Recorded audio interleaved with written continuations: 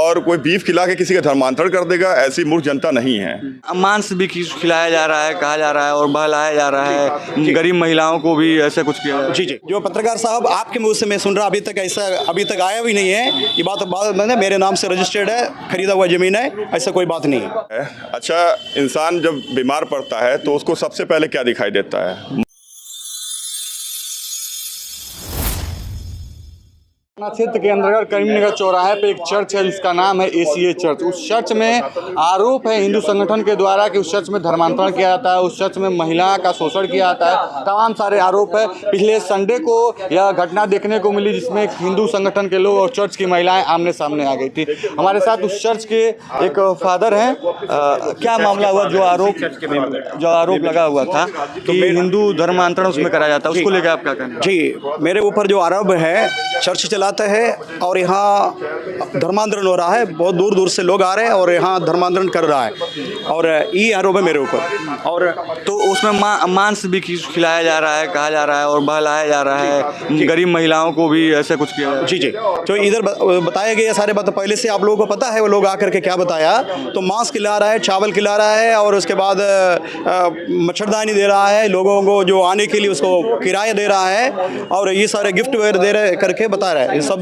बिल्कुल गलत है, कोई भी इसमें सच नहीं है। आखिर ये लोग क्यों करना चाह रहे हैं ऐसा? तो इनका उद्देश्य मुझे नहीं मालूम, हो सकता है माहौल खराब करे, या चर्च उसको पसंद नहीं है, चर्च बंद करने के लिए वो चाह रहा है।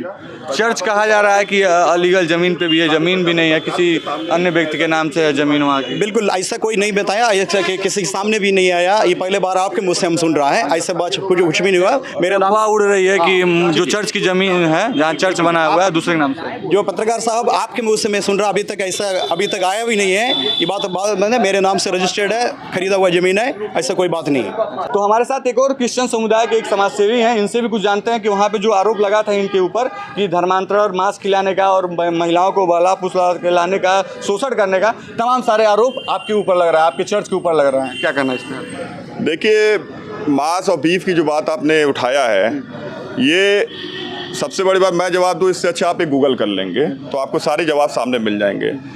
बीफ का सबसे बड़ा कारोबारी इस देश में कौन है? अभी कुछ दिन पहले चुनाव से पहले ये मामला उठा था। आपको पता है कौन है वो? भारतीय जनता पार्टी के क्या है आपको सब पता है। तो वो विषय अलग हो गया, ये आरोप निराधार है, और कोई बीफ खिला के किसी का धर्मांतरण कर देगा, ऐसी मूर्ख जनता नहीं है। आजकल सब कोई पढ़ा लिखा है, सोशल मीडिया का ज़माना है, हर तरीके से गाँव का व्यक्ति भी जो है आजकल मोबाइल देख देख के बहुत जागरूक हो चुका है।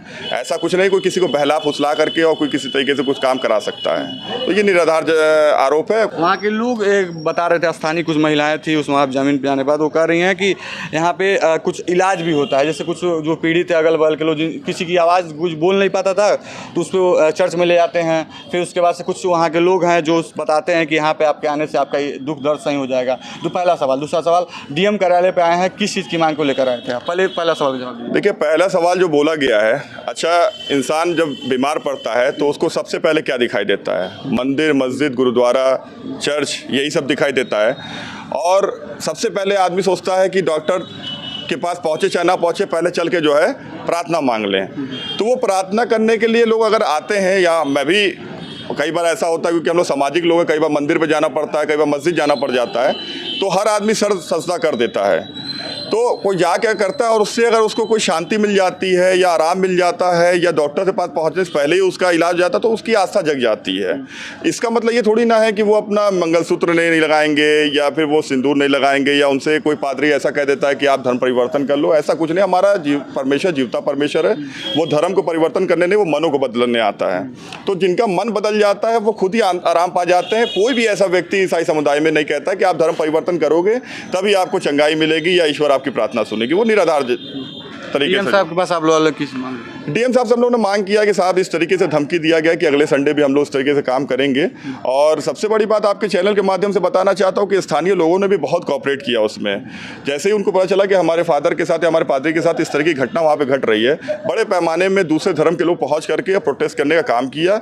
और प्रशासन भी मौके पर पहुँची, प्रशासन ने भी बहुत सहयोग किया, क्योंकि प्रशासन ने जब पूछताछ चालू किया तो उसमें उनको कोई भी ऐसे तथ्य सामने उनको नहीं मिले जिससे वो कुछ ऐसा बोल सकते थे।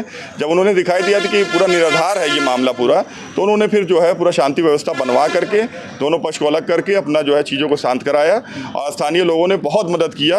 उसके लिए हम लोग भी यहाँ आपके चैनल के माध्यम से उनको भी धन्यवाद देना चाहते हैं। चर्च समुदाय के जो सामाजिक लोग हैं जो वहाँ के समाज सेवा करते हैं, उनका साफ तौर पे जो आरोप हिंदू संगठन द्वारा लगाया गया था कि धर्म परिवर्तन होता है, मांस खिलाया जाता है, बीफ खिलाया जाता है, तमाम आरोप, इस आरोप को इन्होंने खारिज किया और डीएम साहब से मुलाकात किया। मुलाकात इसलिए किया है कि वहाँ पे शांति व्यवस्था रहे। का मानना है कि हम लोग शांति से रहने वाले लोग हैं, हम लोग शांति व्यवस्था से रहने वाले लोग हैं। जो भी प्रशासन इसमें हमारा सहयोग कर सके करेगा। जो भी अपडेट होगी इस खबर को लेकर मैं बताऊँगा जरूर। बने रहिए जी भारत टीवी के साथ। धन्यवाद।